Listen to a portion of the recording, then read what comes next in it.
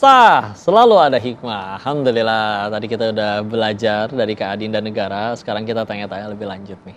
Yang tertarik yang di Korea nih, karena ini banyak ditonton orang. Betul. Udah gitu akhirnya pernah ngalamin ke sana. Kesananya waktu itu sengaja jalan-jalan budget sendiri atau ada yang ngajak kerjasama atau gimana? Terus berapa lama di sananya? Oke, jadi kebetulan alhamdulillah kok setiap kesana nggak pernah ngeluarin budget sama sekali. Iya. Alhamdulillah. Gimana gara-gara apa tuh? Gara-gara awalnya waktu itu masuk salah satu stasiun TV juga dan ngomong bahasa Korea waktu itu dan akhirnya diundang oleh Korean Tourism Organization pertama kali banget ke Korea itu. Tahun berapa itu? 2018. Iya. Paling pertamanya. Iya, paling pertama banget. 2018 diundang untuk mempromosikan halal tourism kebetulan kok. Jadi pakai bahasa Korea. Pakai bahasa Korea juga di sananya berarti masuk TV lagi juga? Masuk enggak, kalau di sananya hanya diliput oleh media saja, media cetak. Oke, alhamdulillah. Itu yang pertama. Itu yang pertama. Dan akhirnya ada sampai tadi 6-7 kali. Iya, betul. Yang kedua kalinya itu alhamdulillah dapat beasiswa juga kuliah di sana. Iya, untuk vokasi. Oh, jadi tinggal di sana lama? Iya, tinggal di sana. Berapa 2 lama? semester setahun kurang lebih. Tinggal setahun? Iya, tinggal setahun di sana. Sama suami? Sendiri. Belum nikah, waktu itu kita baru nikah setahun yang lalu. Oke, Masya Allah. Iya. Gimana jadi orang-orang di sana tuh? Kan suka ada yang bilang sisi sisi gelap di balik mereka. Ada yang mereka jadi idol juga karakternya ditentuin. Sampai akhirnya di sana juga banyak orang ngelihat misalkan fisik, kalau misalkan enggak nanti dibully, kalau menurutnya kata cantik, gitu-gitu ada tuh? Sebenarnya mungkin tiap sekolah beda-beda ya kok ya, tapi kalau di sekolah aku alhamdulillah nggak ada yang seperti itu dan bahkan sering dengernya juga katanya kalau pakai hijab diliatin gitu, dirasisin, tapi alhamdulillah nggak, bahkan kok sekolah aku bikin kantin, di kantinnya itu ada khusus yang muslim, jadi halal semua makanannya. Iya, dan bahkan waktu kita puasa itu ada salah satu ruangan yang harusnya digunakan untuk mahasiswa-mahasiswa itu bisa memanaskan makanan itu diubah langsung total, nggak boleh masuk selain muslim untuk taraweh kok gitu, seperti itu.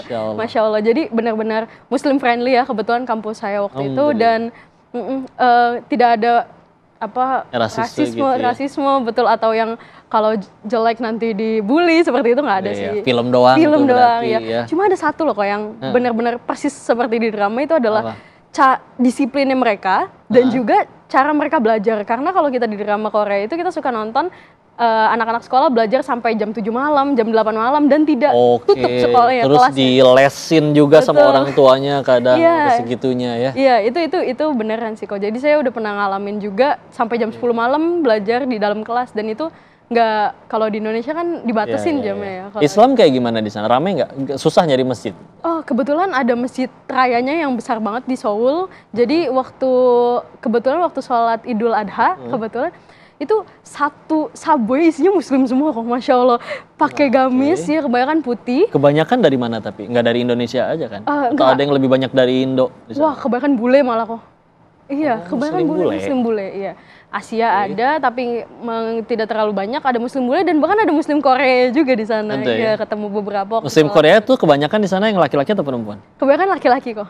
Laki-laki. Iya, setahu saya. Tapi saya juga ada teman muslim Korea yang perempuan juga, salah satunya. Nggak banyak ya, alhamdulillah. Keren nih, terus ya, alhamdulillah. Jadi banyak. Kau pernah kayak tahu ada orang yang dia sebetulnya arsitek, ahli banget, terus akhirnya dengan keahliannya itu membuat namanya terdengar lah sampai luar. Cuman karena dia masalahnya nggak mau belajar bahasa, ya akhirnya ya gimana tuh sulit kerjasama kalau misalnya nggak bisa ngomong sama orangnya. Akhirnya mau nggak mau dia cari arsitek lain yang kualitasnya sebetulnya tidak sebagus dia, tapi dia bisa atau mau minimal untuk pakai bahasa si kliennya. Jadi memang ya dengan bisa bahasa itu peluang terbukanya banyak banget. Betul sekali kok. Jadi justru ada target pengen tetap di Indonesia atau justru ada cita-cita pengen tinggal menetap sampai lamanya di luar negeri? Sebenarnya insya Allah ada cita-cita, doain ya kok ya, semoga tercapai. Kalau nggak Korea, Jepang, atau pengen negara New Zealand sih kok. Gitu ya? Insya Allah. Kalau kata yang udah, justru Jepang yang bikin pengen balik lagi, bukan Korea. Jadi yang paling sulit tadi bahasa Rusia. Justru yang paling gampang berarti apa? Paling gampang menurut saya Korea sih kok. Korea ya? Iya, Korea. Dia harus ada kayak, waktu kau tinggal di Thailand kan kayak orang nanya, kamu mau makan apa? Kalau pakai Inggris kan seharusnya, what do you want to eat kan sopannya. Betul. Cuman kan kalau orang Thailand mah gitu ya, you want eat what gitu. You want dibalik ya? Iya, jadi nggak ada grammar, berantakan. Dan memang kayak bahasa Indonesia juga kan kadang nggak melulu pakai grammar, mau makan apa lu gitu kan, campur ya. Betul. Di Korea harus ada susunannya mana kayak predikat dulu apa segala harus. Ada. Jadi kebetulan kalau di Korea itu kalau kita pakai SPOK, kalau Korea pakai SKOP. Jadi subjek dulu. Keterangannya di subjek baru iya, keterangan.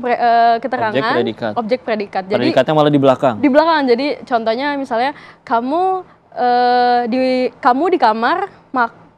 kamar nasi makan gitu. Oh, kalau diartikan perkataannya. Kalau diartikan perkata dalam bahasa Indonesia ya kok. Jadi kalau di Indonesia kan kamu makan nasi di kamar. Di kamar. Iya, kalau dalam bahasa Korea kamu di kamar nasi makan. Apa gitu. bahasa Koreanya berarti? Kamunya pakai yang formal atau yang formal. 당신은 방에서 밥을 먹어요. Oke, moko itu makan ya? Moko itu makan, betul. Ya, terus alhamdulillah. Pemirsa, masih banyak keseruan yang bisa kita bahas dari ahli bahasa ini supaya membuka peluang kita dan mengambil banyak hikmah. Untuk itu jangan kemana-mana, tetap di Sah, selalu ada hikmah. Ketika kita mempelajari bahasa, teman-teman harus banyak-banyak mendengarkan terlebih dahulu dan juga contohnya mendengarkan maupun melihat gitu. Seperti tulisannya dan juga mempelajari huruf-hurufnya.